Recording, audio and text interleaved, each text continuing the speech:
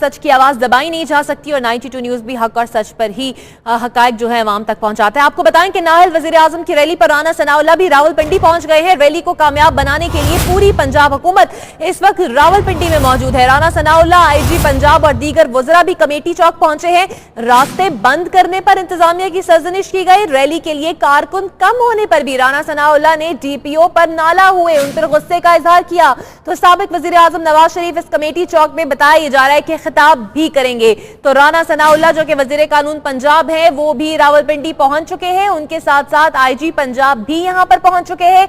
इंतजामिया की सरजनिश की गई कि रास्ते बंद क्यों किए गए और साथ साथ इस बात पर गुस्से का इजहार भी किया गया कि रैली के लिए कारकुन इतने कम क्यों लाए गए हैं और डीपीओ इस गुस्से का निशाना बने। तो साबिक वजीर आजम नवाज शरीफ कमेटी चौक में अब बताया जा रहा है कि खिताब करेंगे। मंसूर सत्ती हमारे नुमाइंदे हमें अपडेट करेंगे। मंसूर सत्ती बताइएगा, पंजाब हुकूमत भी यहाँ पर एक्टिव नजर आ रही है।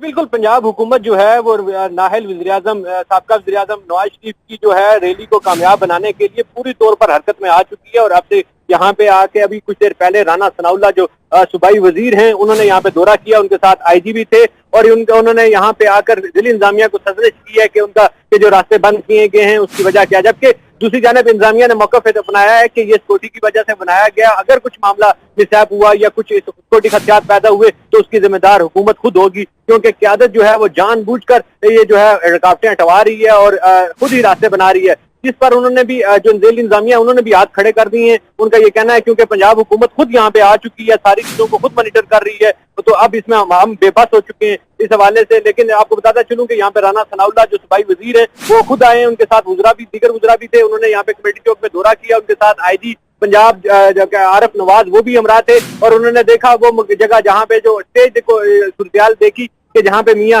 नवाज शरीफ जो हैं वो खिताब करेंगे। लेकिन इसके बावजूद यहाँ पे कारकुनों की तादाद ना होने की वजह से वो जो पंजाब हुकूमत के वज़रा भी हैं और साथ साथ जो रावलपिंडी की मुकामी क़यादत है वो बरस पड़ी है इंतजामिया पे कि ये कारकुनों की ना लाने की वजह जो कारकुन जमा नहीं हुए, तो उनका सारा जो इल्जाम जो उठाया जा रहा है वो बाकायदा तौर पर उनको कहा जा रहा है कि ये इंतजामिया की गफलत की वजह से ये लोग कारकुन हमारे जमा नहीं हुए, जिसकी वजह से ये मामला हमारी जो रैली है वो कामयाब नहीं हो सकी, जिसकी वजह से खुसूसी तौर पर यहाँ पे सूबाई वजीर को आना पड़ा, तमाम मामला देखने पड़े, आईजी को बुलाना पड़ा। लेकिन एक तरफ हम ये देख रहे हैं कि जो जिला इंतजामिया है, पुलिस है, वो बिल्कुल बेबस हो चुकी है इस तरह के मामलात में, क्योंकि उनको जो उन्होंने तैयारियां की थी उस सिक्योरिटी के हवाले से तैयारियां की थी। लेकिन दूसरी जानब जो मामला अब जो क्योंकि पंजाब हुकूमत खुद इन्वॉल्व हो चुकी है, खुद इंतजामात को जायजा ले रही है, तो अगर खुदा न खास्ता अगर कोई रैली में कोई नाखुशगवार वाकया पेश आता है तो मंसूर सत्ती हमारे साथ ही मौजूद रहेगा। तहरीक इंसाफ के रहनुमा फैसल वाडा ने हमें ज्वाइन किया। बहुत शुक्रिया फैसल वाडा साहब आपके वक्त का।